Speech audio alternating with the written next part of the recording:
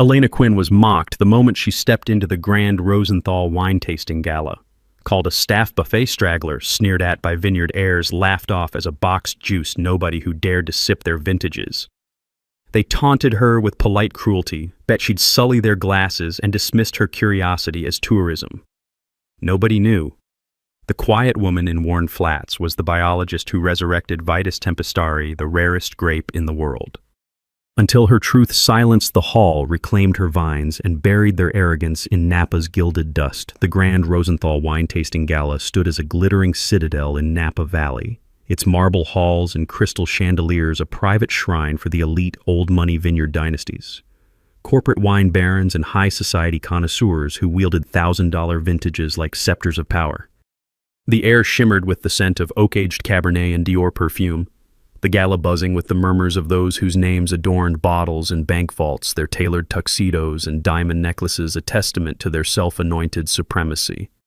Elena Quinn, a solitary figure in a white cotton shirt, ash-gray linen trousers, and worn-out flats with whispering souls, stepped into this opulent fortress, her invitation from a humble biodiversity preservation fund clutched like a quiet rebellion. The hall, with its polished oak tables, curated rootstock exhibits, and rows of gleaming stemware, was a sanctuary for the privileged where wine was less about taste than status. At the grand entrance, a Rosenthal matriarch, her velvet gown trailing like a royal train, blocked Elena's path with a smile, sharp as cut glass. "Oh dear, the staff buffet is out back. The tasting area doesn't accommodate." "Complimentary sips." Today, she purred, her diamond earrings glinting as she waved Elena toward the service exit. Elena's gaze, calm and unyielding, met hers without a word, her silence a wall that only fueled the matriarch's arrogance. She stepped forward, her flat scuffing the marble, the audience's blood boiling at the vicious public dismissal that marked her as an intruder in their gilded domain. The tasting tables loomed ahead, their velvet-draped surfaces, a gateway to a world that mocked her presence, the live-stream cameras set up for the gala's exclusive feed, zooming in on her plain trousers, framing them as evidence of her unworthiness. The crowd, a mix of vineyard heirs, corporate tycoons, and sommelier prodigies, sized her up with sneers, their whispers a mocking rhythm that echoed across the polished floors. Elena's stride, deliberate and unyielding, carried her toward the exhibits, but her lack of designer labels or lineage made her invisible to the elite who ruled the gala. As Elena paused near the gala's sommelier station to observe the intricate pouring ritual, a group of international wine critics, their tailored blazers and gold lapel pins exuding intellectual arrogance, encircled her, their laughter a venomous curtain that drowned out the clink of crystal stemware. A sharp-eyed critic with a platinum fountain pen stepped forward, his voice a sneering lilt that reverberated across the marble floor. "What's this, a charity case thinking she can critique our pores?" he mocked, waving his tasting journal like a royal edict. "That shirt's so plain, it's screaming servant. And those flats. They're an insult to Napa's sophistication. This is a gala for scholars, where we dissect vintages, not where you come to gawk with your thrift store rags. You're polluting our ambiance just by loitering here looking like you've wandered in from a dive bar. Why don't you shuffle back to whatever hovel you call home before you taint our ritual with your ignorant stare?" The critics roared, some tossing crumpled tasting cards at her feet, their taunts a relentless barrage that echoed through the station. A media baroness in a sapphire choker smirked her nod, fueling their cruelty as the live-stream cameras zoomed in on Elena's ash-gray trousers, framing them as proof of her inadequacy. Elena observed the poor, her posture rigid, her face an unreadable mask, her silence a shield against their venom, but the weight of their scorn pressed like a physical force, the audience's rage surging at the orchestrated public shaming that targeted her curiosity and socioeconomic status. The sommelier station, meant to showcase expertise, became a coliseum for her degradation, each word a calculated strike to crush her spirit, amplified by the live stream to thousands. The critics' smugness, their assumption of superior palate, only deepened the audience's fury as Elena's quiet presence stood in stark contrast to their vicious elitism, her resilience a silent challenge they were too blind to see. The humiliation began at the entrance where Elena stood under the chandelier's unforgiving glare, the Rosenthal matriarch's disdain, a palpable force that sought to banish her from their sacred gala. A young sommelier, his tailored vest adorned with a gold pin, leaned in his voice, dipped in mockery that carried over the clink of crystal. If you'd like to experience luxury, perhaps hold the glass, but don't drink. Let's not disturb the tone of the room, he sneered, his smirk a blade that cut through the crowd's murmurs, his gesture toward the tasting tables, a dismissal as sharp as a guillotine. The connoisseurs nearby erupted in laughter, their smartphones flashing as they recorded their jeers, a storm that humiliated Elena in front of the arriving elite hashtags had Buffastraggler trending within minutes. The sommelier pressed on his eyes, raking over her worn flats. Look at her straight out of a thrift shop. Thought Napa was for vintages, not vintage rags. The crowd's laughter swelled, a corporate heiress in a silk gown tossing a cocktail napkin at Elena's feet, amplifying the moment to the live stream. Elena stood motionless, her hands loose at her sides, her face an unreadable mask, her silence a coiled spring that only fueled their arrogance, the audience's rage boiling over at the vicious public execution of her dignity that marked her as an outcast in their opulent shrine.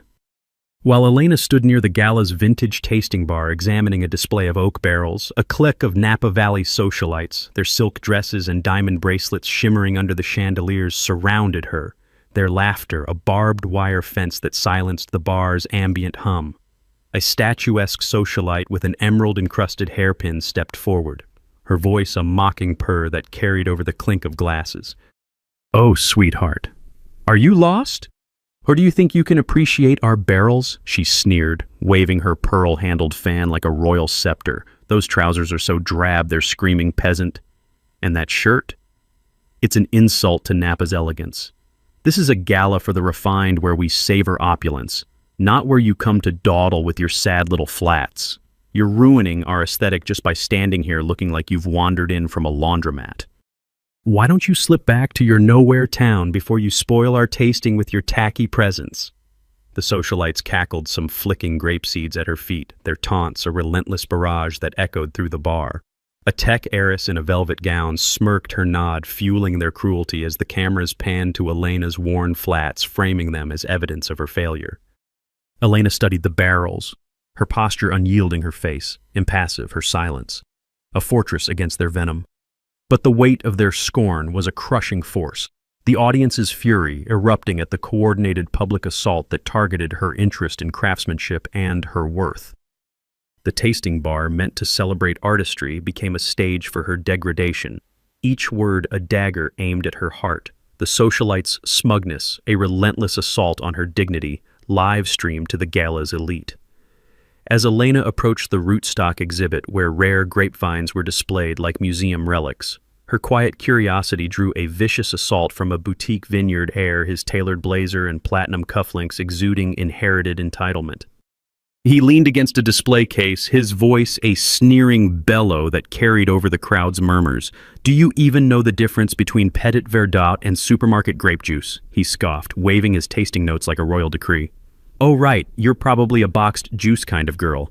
That shirt's so plain it's screaming peasant. And those trousers, they're an insult to Napa's class. This is a gala for visionaries where we craft legacies, not where you come to gawk with your sad little flats. You're lowering our standard just by standing here looking like you've wandered in from a roadside stand. Why don't you take your tourist act back to wherever you call home before you ruin our exhibit with your ignorant stare?" The crowd roared their cheers a tidal wave, some flicking olive pits at her feet, their hashtags, #boxjuice trending alongside Buffastraggler. The heir's smirk was a guillotine, his voice a whip that lashed at Elena's knowledge, the cameras zooming in on her worn flats, framing them as evidence of her failure. Elena studied the rootstock, her posture rigid, her face a mask of stone, her silence a fortress against their venom. The audience's rage boiling over at the coordinated public assault that targeted her curiosity and worth. As Elena approached the gala's sensory analysis booth to smell a curated selection of wine aromas, a group of wine import magnates, their tailored tuxedos and gold signet rings exuding global influence, intercepted her, their laughter a venomous chorus that silenced the booth's murmurs. A barrel-chested magnate with a sapphire-encrusted watch stepped forward, his voice a sneering bellow that carried over the rustle of tasting notes. "What's this, nobody thinking she can sniff our aromas?" he mocked, waving his import ledger like a flag. That shirt's so plain it's screaming tramp. And those flats, they're an insult to Napa's prestige. This is a gala for moguls where we trade in empires, not where you come to nose around with your sad little trousers. You're defiling our booth just by breathing our air, darling. Why don't you crawl back to whatever backwater you call home before you waste our scents with your ignorant nostrils? The magnates roared some tossing used aroma strips at her feet, their taunts a relentless barrage that echoed through the booth. A fashion tycoon in a silk ascot smirked his nod, fueling their cruelty as the cameras zoomed in on Elena's cotton shirt, framing it as proof of her inadequacy. Elena inhaled an aroma, her movements precise, her face a mask of stone, her silence a defiance that went unnoticed, the audience's rage erupting at the coordinated public assault that targeted her sensory engagement and worth. The sensory booth meant to refine palates became a stage for her degradation, each word a dagger aimed at her heart. The magnate's smugness, a relentless assault on her dignity, live-streamed to the world. When Elena, with measured politeness, inquired about a new hybrid grape variety showcased at a central tasting table, her question drew a sharp laugh from a vineyard chairwoman, her emerald-encrusted brooch glinting as she leaned forward, her voice cutting like broken glass. No need to concern yourself, darling. These grapes are for those who understand the value of time, not for casual tourists. She sneered, her silk shawl fluttering as she gestured to the table. That hat's so worn, it's screaming nobody. And those flats. They're an insult to Napa's prestige. This is a gala for pioneers where we savor history, not where you come to pester with your sad little questions. You're fouling our tasting just by breathing our air, sweetheart. Why don't you crawl back to whatever hovel you call home before you waste our time with your clueless chatter? The connoisseurs erupted in laughter, their cheers a storm that humiliated Elena in front of the sommeliers, some tossing used coasters at her feet, their hashtags, #GrapeJuiceGirl, surging.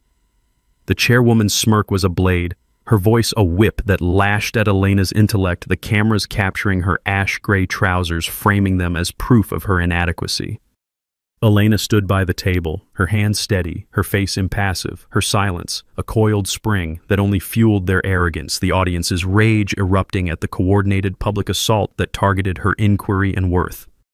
During a guided tour of the gala's rare vintage cellar, where Elena paused to examine a bottle's label, a group of wine auctioneers, their bespoke suits and gold pocket watches, exuding predatory wealth, surrounded her, their laughter a venomous net that silenced the cellar's hush. A gaunt auctioneer with a silver fountain pen stepped forward, his voice a sneering bellow that carried over the clink of bottles. "What's this, a scavenger thinking she can touch our vintages?" he mocked, waving his auction catalog like a weapon. That shirt's so drab it's screaming beggar, and those trousers. They're an insult to Napa's legacy. This is a gala for titans where we trade in treasures, not where you come to snoop with your sad little flats. You're defiling our cellar just by standing here looking like you've wandered in from a thrift shop. Why don't you bolt back to whatever slum you call home before you taint our bottles with your grubby gaze? The auctioneers roared some tossing cork fragments at her feet, their taunts a relentless barrage that echoed through the cellar. A tech magnate in a velvet bow tie smirked his nod, fueling their cruelty as the camera zoomed in on Elena's worn flats, framing them as proof of her failure. Elena examined the label, her posture rigid, her face impassive, her silence a shield against their venom, the audience's fury erupting at the coordinated public assault that targeted her interest and worth. During a break in the gala's proceedings, as Elena sat on a velvet bench near the dessert wine lounge to review a program booklet, a group of elite wine bloggers, their designer scarves and branded notebooks exuding digital clout, gathered around her, their laughter a venomous net that silenced the lounge's chatter. A wiry blogger with a gold-plated pen stepped forward, his voice a sneering bellow that carried over the clink of dessert glasses. "What's this, a tourist thinking she can read our program?" he mocked, waving his smartphone like a scepter. "Those trousers are so faded they're screaming pauper. And that shirt, it's an insult to Napa's legacy. This is a gala for influencers where we shape trends, not where you come to loiter with your sad little flats. You're tarnishing our brand just by sitting here looking like you've wandered in from a flea market. Why don't you vanish back to whatever shack you call home before you ruin our posts with your pathetic presence?" The bloggers roared, some tossing crumpled wine labels at her feet, their taunts a relentless barrage that echoed through the lounge. A media influencer in a leather jacket smirked her nod, fueling their cruelty as the cameras zoomed in on Elena's worn flats, framing them as proof of her failure. Elena reviewed the booklet, her posture rigid, her face impassive, her silence a shield against their venom, the audience's fury erupting at the coordinated public assault that targeted her study and worth.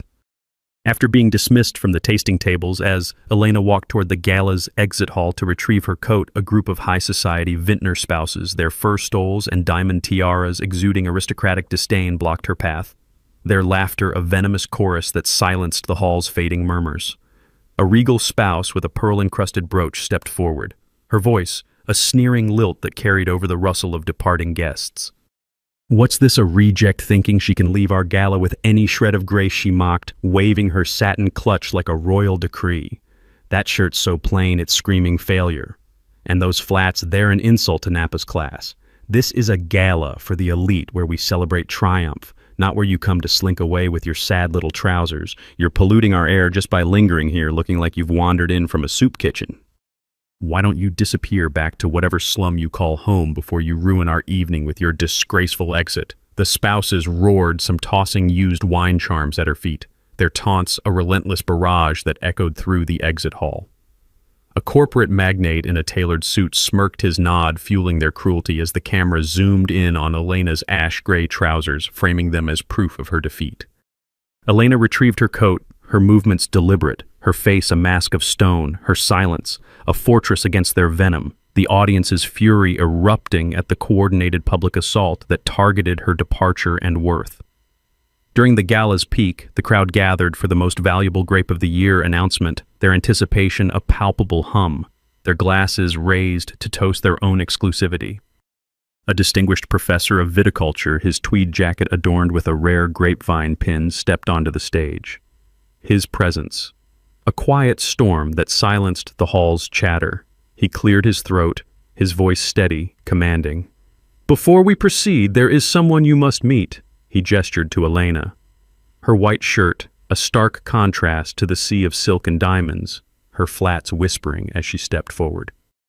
"This is Elena Quinn, the biologist who led the resurrection of Vitis tempestarii, an ancient grape species thought extinct since the 17th century. The very genetic foundation of the wines you are so proudly sipping tonight." The hall froze, glasses, half-raised jaws slack, the air sucked from the room.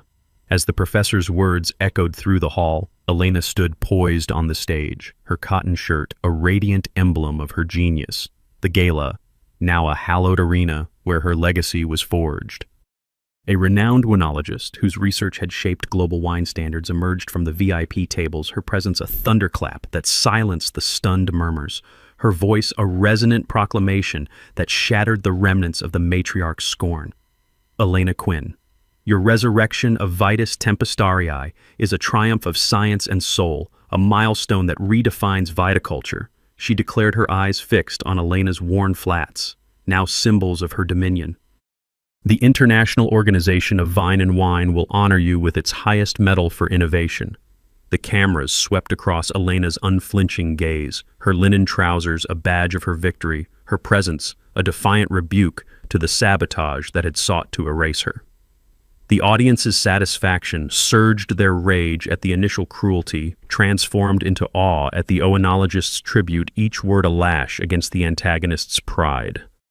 The Rosenthal matriarch, her earrings trembling, stood frozen, her empire crumbling as social media erupted with hashtag Tempestarii Queen drowning her hashtag Buffet Straggler hashtags.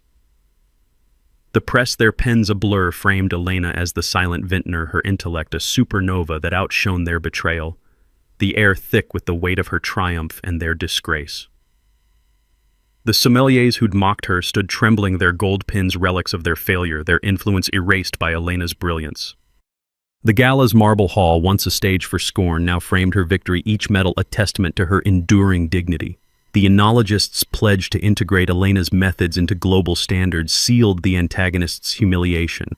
Their legacy reduced to a footnote, the audience's hearts pounding with pride at her ascent. Elena ascended the stage, her steps deliberate, her silence a force that suffocated the hall.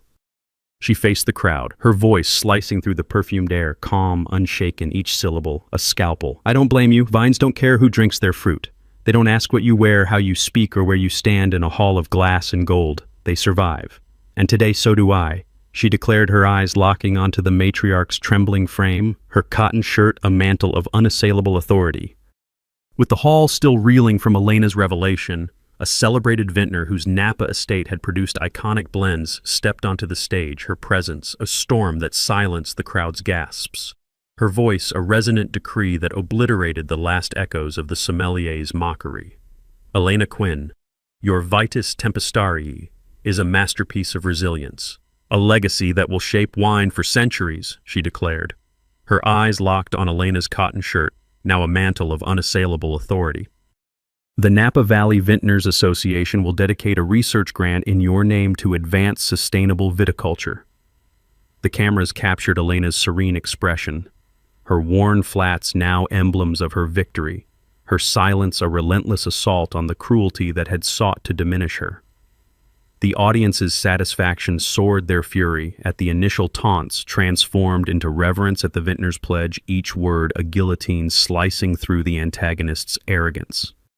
The boutique heir who'd sneered stood trembling, his cufflinks dull, his hashtag boxed juice hashtags buried under Tempestarii Queen trends that dominated global feeds. The press, their headlines blazing, framed Elena as the silent vintner, her intellect, a radiant force that outshone their betrayal, the air thick with the weight of her triumph and their disgrace. The chairwoman who'd dismissed her sat in stunned silence, her brooch meaningless, her clout erased by Elena's brilliance. The gala's tasting tables framed her victory, each grant a testament to her enduring dignity. The vintner's commitment to fund Elena's preservation projects sealed the antagonist's humiliation. Their legacy reduced to ash, the audience's hearts swelling with pride at her coronation. The crowd gasped, the cameras capturing every second, the audience's satisfaction soaring as the Rosenthal's faces collapsed, their diamond necklaces trembling, their empire crumbling under the weight of their shame. To the chairwoman, Elena's gaze was a blade, her verdict final. "Your bids for Vitis Tempestarii are denied. Its legacy belongs to those who nurture, not those who exploit." The connoisseurs who'd tossed coasters stood silent, their silk gowns relics of their failure, their hashtags, #grapejuicegirl, buried under #Tempestarii Queen trends. Before the press, Elena revealed a dossier of ethical violations by Rosenthal & Co., her voice unwavering. "This gala will honor preservation, not profit." The American Heritage Wine Foundation appointed her senior advisor, granting her veto power over unethical vineyards, a decree signed on the stage. As the press swarmed the stage, a prominent wine historian whose works had chronicled the evolution of viticulture emerged from the crowd, his presence a thunderclap that silenced the hall, his voice a resonant decree that shattered the last vestiges of the heir's scorn.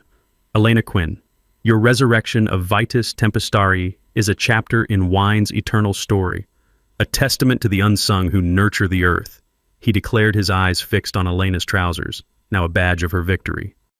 "The Wine History Institute will dedicate a permanent archive to your legacy." The cameras swept across Elena's unflinching gaze, her flats now emblems of her triumph, her silence a defiant rebuke to the sabotage that had sought to break her.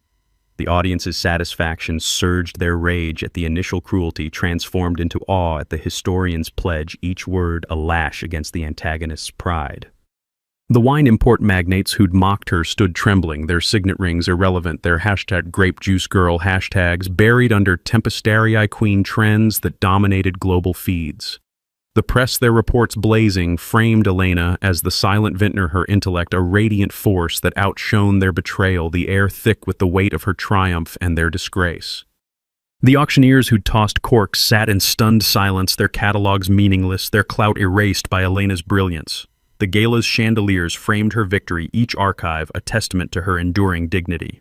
The historian's vow to publish Elena's story in a landmark volume sealed the antagonist's humiliation, their legacy reduced to a cautionary tale, the audience's hearts pounding with pride at her ascent. The media erupted their footage of Elena's speech, going viral within hours, the audience's hearts pounding with pride at her surgical vengeance. With the crowd still reeling from Elena's ascendancy, a global wine sustainability advocate whose campaigns had preserved endangered vineyards stepped onto the stage, her presence a storm that silenced the hall, her voice a resonant decree that obliterated the last echoes of the chairwoman's scorn. Elena Quinn, your Vitis Tempestarii is a beacon for sustainable viticulture, a legacy that will protect our planet's vines, she declared, her eyes fixed on Elena's shirt, now a mantle of unassailable majesty. The World Wine Sustainability Council will establish an award in your name to honor visionary growers. The cameras captured Elena's serene expression, her trousers a relic of her triumph, her silence, a relentless assault on the mockery that had sought to diminish her. The audience's satisfaction soared, their fury at the initial taunts transformed into reverence at the advocate's pledge. Each word a guillotine slicing through the antagonist's arrogance. The wine bloggers who'd tossed labels stood trembling, their scarves relics of their failure, their hashtag box juice hashtags buried under Tempestarii Queen trends that swept social media. The press, their headlines blazing, framed Elena as the silent vintner, her intellect, a radiant force that outshone their cruelty, the air thick with the weight of her triumph and their disgrace. The sommeliers who'd mocked her sat in stunned silence, their clout erased by Elena's brilliance. The gala's tasting tables framed her victory, each award a testament to her enduring dignity. The advocate's commitment to partner with Elena's foundation sealed the antagonist's humiliation. Their legacy reduced to ash, the audience's hearts swelling with pride at her coronation. The fallout was cataclysmic. The Rosenthal dynasty's grip on Napa shattered under Elena's iron will. She didn't merely reclaim her grape. She transformed the gala into a platform for ethical viticulture, redirecting its funds to biodiversity preservation and small-scale vineyards. The heirs who'd mocked her were blacklisted, their invitations to elite tastings revoked, their social media accounts drowned in condemnation. Their buffet straggler hashtags replaced by Tempestarii Queen. The matriarch's influence became a fading echo, her velvet gown a relic of her disgrace. The sommeliers' careers were obliterated, their names erased from Napa's circles, their pins forgotten artifacts. The press uncovered Elena's past, a prodigy who'd toiled in obscurity to resurrect Vitis Tempestarii, her brilliance honed through years of loss after her family's vineyard was seized by corporate greed, her anonymity a choice to honor the earth. They called her the silent vintner, her cotton shirt and trousers now symbols of untouchable authority. Other galas sent her invitations begging for partnerships, but she declined, her silence as powerful as her grape's legacy. As Elena prepared to depart the gala, a crowd of aspiring vintners, wine scholars, and media gathered under Napa's starlit sky, their eyes wide with awe, their chants of Tempestarii, Queen echoing through the valley night. A legendary grape geneticist whose breakthroughs had revolutionized viticulture stepped forward from the throng, his presence a final blow to the antagonist's pride, his voice a resonant proclamation that silenced the night's hum. Elena Quinn, your resurrection of Vitis Tempestarii is a triumph of genetic artistry, a legacy that will inspire growers for generations, he declared, his eyes fixed on Elena's flats, now symbols of her triumph. The International Society of Grapevine Genetics will name its highest honor after you celebrating excellence in vine preservation. The cameras followed Elena's serene silhouette, her shirt a relic of her victory, her silence a legend that would outlive the hall. The audience's satisfaction surged, their rage at the initial cruelty transformed into reverence at the geneticist's pledge, each word a lash against the antagonist's pride. The vintner's spouses, who'd tossed charms, stood trembling, their tiaras, irrelevant, their hag grape juice girl hashtags buried under Tempestarii, Queen trends that dominated global feeds. The press, their headlines blazing, framed Elena as the silent vintner, her intellect, a radiant force that outshone their betrayal, the air thick with the weight of her triumph and their disgrace. The audience who'd jeered her were left to grapple with their shame, their status erased, their clout a fading echo. Elena's victory wasn't just recognition, it was a reckoning etched into Napa's history, a reminder that the simplest woman could wield the deadliest genius, the audience's hearts pounding with pride. Napa's wine culture breathed again, its vineyards now a beacon for dreamers who'd been denied the vine. Elena's foundation trained growers with the precision of her research, her advisors handpicked for integrity, their respect for her, absolute, their eyes on the soil where she'd resurrected a legend. The gala's bottles, once tools for the elite, now served the media documenting every harvest as a testament to her vision. The corporate barons who'd scoffed were ostracized, their invitations to elite events revoked, their influence meaningless against Elena's reach. The auctioneers who'd tossed corks faced a social media storm, their accounts suspended, their clout buried under Heller Tempestari Queen trends. Elena's closing statement, delivered to a global audience, echoed like a vintage uncorked, "I didn't come here for applause. I came to remind you whose vines you're drinking from." The press framed her as a legend, her grapes revival a symbol of justice, her foundation a revolution that redefined viticulture. The audience's satisfaction soared, their rage at the initial cruelty transformed into reverence for her triumph. Each word a testament to her enduring dignity.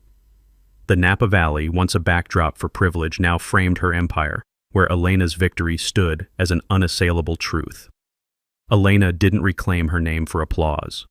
She did it for the soil, the vine, the truth. Like, share, comment, subscribe. Because next time they laugh at a simple woman holding a glass, she might be the one who grew the vineyard beneath their feet.